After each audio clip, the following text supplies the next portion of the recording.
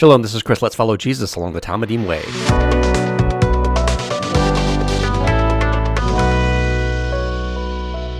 Mark Lesson 2, we're in Mark 1, verses 9 through 15, and the baptism and temptation of Jesus. Let's go ahead and bless our study. Father, we ask you to bless our study and have us be like Talmudim, who are like the Bereans, who receive the word with all eagerness, but be disciples who examine the scriptures daily to see whether these things that we're being taught are so. By this teaching, enable each of us to be doers of your word and not hearers only. And we ask this in Jesus' name. Amen. Mark 1, verse 9. In those days, Jesus came from Nazareth in Galilee and was baptized by John in the Jordan. I've got a video playing here that will show the journey from Galilee to the area where we believe Jesus was baptized in the Jordan River. Unlike other Gospels, Mark is anxious to begin Jesus' ministry immediately. So last time we met John the Baptizer in the Judean wilderness, he was making all these comparisons to Elijah, who had come to prepare the way for Messiah. And then we talked about just as Moses handed off to Joshua, and just as Elijah has handed off to Elisha, at this very location, John is now going to baptize the Messiah and give way to him. So in the video, you can see some terrain. We got some Google Earth images and then some pictures and videos of the region. You can see that it starts out very lush and then it moves down. It gets more deserty. It's still fairly green along the waterway. What you're seeing there is the Jordanian baptism site on the Jordan side of the river, and then right there is on the Israel side. There you can see a person who is self-immersing, and I think that's interesting. Ancient Jewish immersions involved that a person bending forward into the water and then rising under their own power while the officiant observes and witnesses. So you see that in the video. Today's practice, at least in our Western churches, is to have the pastor or the officiant take an active role and dip the individual backwards, then lift them back up. I think both ways work. I like our way because it's a symbol of complete surrender. The person has to give up everything in order to follow Christ, and our baptism is the model of that. After Jesus' baptism, we see the heavens opened, and then just as Joshua led the Israelites into Jericho and Elisha went into Jericho in 2 Kings 2, Jesus will go into the wilderness for his temptation. And where might you guess the traditional location of the temptation is? Well, that's right. It's right in Jericho. This is a picture I took in 2023 where we went into Jericho and the Mount of Temptation there, and we talked a little bit about the temptation episodes following his baptism, and they're really close. It's just maybe a 20-minute drive from the baptismal site into Jericho. There's even a store called Temptation Gallery that sells cheap Palestinian trinkets, and the only thing that were remotely tempting to me were the dates. The dates were tremendous. For this episode in particular, Mark omits a lot of the backstory. He kind of just gives us an executive summary of what happened with Jesus' baptism. Luke tells us other things. Jesus was about 30 when he started his ministry, which is the traditional age for a rabbi to begin taking disciples. John says, "Behold the Lamb of God who takes away the sin of the world." We have all those other kind of passages there. These are all covered in Matthew 3 for the baptism and Matthew 4 for the temptation, and then Luke 3 and 4, and then John 1 for the other gospel. Several years back, we did a video that looked at these passages in harmony. And if you're interested in picking up some of those nuances that Mark omits, but the other gospels pick up, you might want to check this one out. And in particular, we dig into the specific temptations and how Jesus responds to each challenge. And he quotes from Deuteronomy, interestingly enough. It's one of his favorite books to quote from is the book of Deuteronomy. We have more geographic detail: Nazareth, Galilee, and the Jordan. Mark is telling us exactly where these things happened. This is the only explicit mention of Nazareth in Mark's gospel. He does say Jesus came to his hometown in Mark 6, but Mark otherwise has relatively little to say about Jesus's origins. Today, it's a huge city. Israeli Arabs, about 60,000 or so, live there, but in Jesus' day, it was probably only 100 or 200 people. The meaning is interesting. Nazareth comes to us from the word netzer in Hebrew, and that means branch. And Davidic descendants likely migrated here from Jerusalem and Bethlehem in the first century BC, possibly fleeing Herod's persecution and trying to take out potential rivals. We don't have that for a fact, but that's what people surmise by Herod's general paranoia about anyone who is a potential threat to his throne. So they moved 70 miles north into Galilee, and then they named the town after Isaiah 11:1, which says, "Then a shoot will spring from the stem of Jesse, and a branch from his roots will bear fruit." And we see this term netzer. So we call it Branch Town in English, or maybe Shootville, but it comes to us as Nazareth in in Hebrew. Basically, the founders expected the Messiah to come from this town where they were. That makes Jesus' rejection by his hometown all the more puzzling and all the more tragic. Galilee comes to the word Galil, which is it's like a roll or a wave. The region is just full of rolling hills and valleys. And also, if you want a roll of toilet paper in Israel, you ask for a Galil Niar Tualat. So we have that connection there. Information you can use. Today, the Jordan River, as we talked about last time, is a little more than a muddy trickle. As it moves southward, much of the water is removed by the Israeli and Jordanian governments for agriculture and for basically human existence. It's an area that doesn't get a lot of water, so whatever water that is there is precious.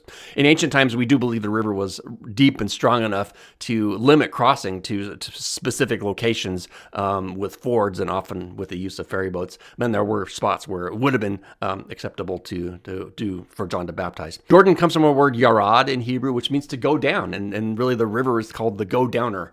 Yarad starts the Jordan River starts at Mount Hermon in the north at about 9,000 feet in elevation, and then it kind of goes down to the Dead Sea, which is 1,400 feet below sea level, the lowest point on earth. So it really is the go-downer river. Verse 10, immediately coming up out of the water, he saw the heavens opening, and the Spirit like a dove descending upon him, and a voice come from the heavens, "You are my beloved Son, in you I am well pleased." We said last time that the traditional site is not the greatest place to be baptized. There is a kind of a touristy spot just south of the Sea of Galilee called Yardenit, and what's interesting is it has this passage in several different languages as you walk along the pathway there. It's got Mark 1, verses 9 through 11. And it's a little touristy, but really the best place, in my opinion, is the Sea of Galilee itself, which is technically part of the Jordan River. We have these creation imagery. If you kind of read through the Bible, it's the whole story is God created us to live in perfect harmony as his image in Eden. And of course, we, Mr. and Mrs. Man, blow it and make the wrong choice and start living for themselves. And then basically the rest of the Bible is, God trying to repair that and saying, here's what I want for you. And humanity over and over again saying, no, we don't want what you want. We want what we want. So here we have Genesis 1 shows the Spirit hovering over the waters. God's voice breaks through the chaos to start the act of creation. And then we have the flood. We have the waters parted and the dove descended, sort of a decreation and a restoration event.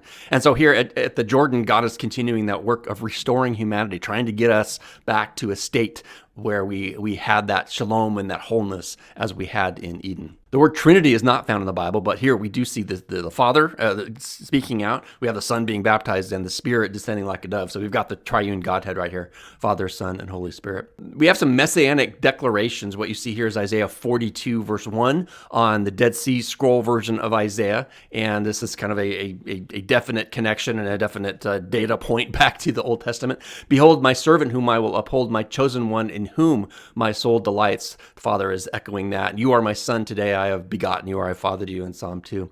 There's also a foreshadow on the sacrifice. The first time in the Hebrew Bible, the phrase beloved Son, and it comes to us as the Son whom you love. The first time that appears in the Bible is in Genesis 22. Take now your son, your only son, whom you love, Isaac, and go to the land of Moriah. And if you know the story, it's when Abraham gets the troubling command from God to offer his son as a burnt offering. Now, it's not his only son, but he had another son, Ishmael. But in God's eyes, the chosen son, the unique son, the special son, was Isaac. And so we've got a foreshadow of that all of this, Jesus' incarnation is leading towards the cross and the crucifixion and ultimately the resurrection and, the coming in power and bringing the kingdom. So the same voice of God that spoke to spare Isaac now speaks to identify the son who will not be spared. We have some bookends in Mark, which I think is fascinating. The gospel opens in this story with the heavens torn, a declaration from the Father that you are my beloved Son, Mark 1, verses 10, 11. And then if we fast forward to the end of the gospel, it closes in Mark 15 with the temple veil being torn and a centurion declaring, truly this man is the Son of God. So interesting parallelism there from Mark. Immediately the Spirit brought him into the wilderness, and he was in the wilderness for 40 days being tempted by Satan. He was with the wild animals, and the angels were serving him. So we have another immediately. The Spirit drives Jesus straight into testing. Here you can see the desolation of the Judean wilderness. Have you ever pondered what it means to be spirit-led. We always like to say we're spirit-led, but here for Jesus, spirit-led, meaning led him to deprivation and testing, not comfort and making life easy. We want to say so we're spirit-led and we follow God wherever he takes us, is what that should mean. If Jesus was tempted in the wilderness near Jericho, now of course that's speculation, we don't know for sure, but it sure does seem to fit the pattern, doesn't it? He could very well have been in the area shown by this photograph. The green belt that you see is the Wadi Kilt, and it's the canyon with trees that basically runs up to Jerusalem and connects Jericho with Jerusalem. Jericho is actually visible in the distance in the upper right of the picture. We mentioned last time that the wilderness was a time of testing for the Israelites, and we can see that in Deuteronomy 8. And you shall remember all the way in which the Lord your God led you in the wilderness these 40 years in order to humble you, putting you to the test to know what was in your heart and whether you keep his commandments or not. Here we see Jesus being the perfect Israelite. He did not, he kept his commandments. He knew what was in Jesus' heart. He was tested, but he didn't fail. The other Gospels have Jesus responding to the temptations, not just with Scripture, as we all should, but specifically with Scripture from Deuteronomy 8, as well as Deuteronomy 6. So we know Deuteronomy 8:2 is most certainly in the mind of Jesus and living out this perfect keeping of God's commandments, even when, and especially when he is tested.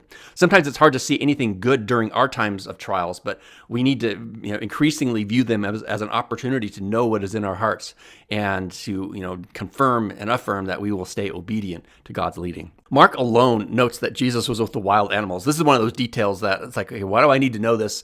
Why is Mark telling me this when the other gospel writers didn't?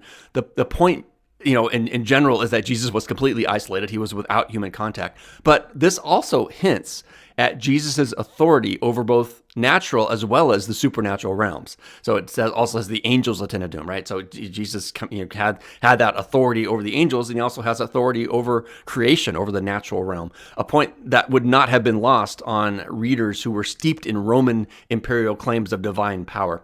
Here we see the ibex at a beautiful oasis in the wilderness called En-Gedi. It's one of the few spots of fresh water other than the Jordan River that is in the Judean wilderness. It's a beautiful spot to visit. Now, after John was taken into custody, Jesus came into Galilee, preaching the gospel of God and saying, "The time is fulfilled. The kingdom of God is at hand. Repent and believe in the gospel of the good news." Mark does not give the full story of John's arrest until chapter 6. This photo shows the prison where we believe John was held and then ultimately executed.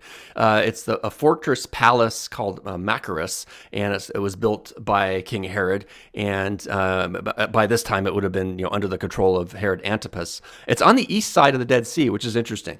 This leads us to another interesting geographic wrinkle. I talked about the connections from Moses to Joshua and from Eliyahu to Elisha.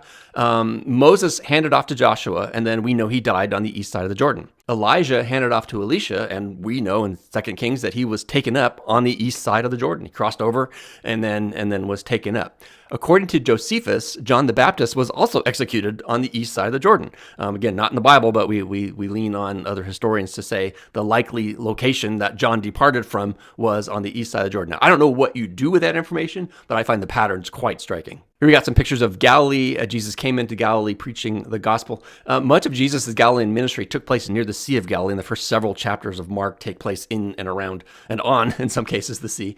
The top photo was taken from the cliffs of Mount Arbel. It's a beautiful spot to kind of take it all in, and we try to go there first when we hit the Galilee region and just kind of revisit all of the miracles. You see Magdala and Capernaum and Bethsaida, Chorazin's in view. The Sea of Galilee and the east side, where Jesus cast out the demoniac at Gadara. All of that is in view, and we just it's a great place to just take it in and get your bearings.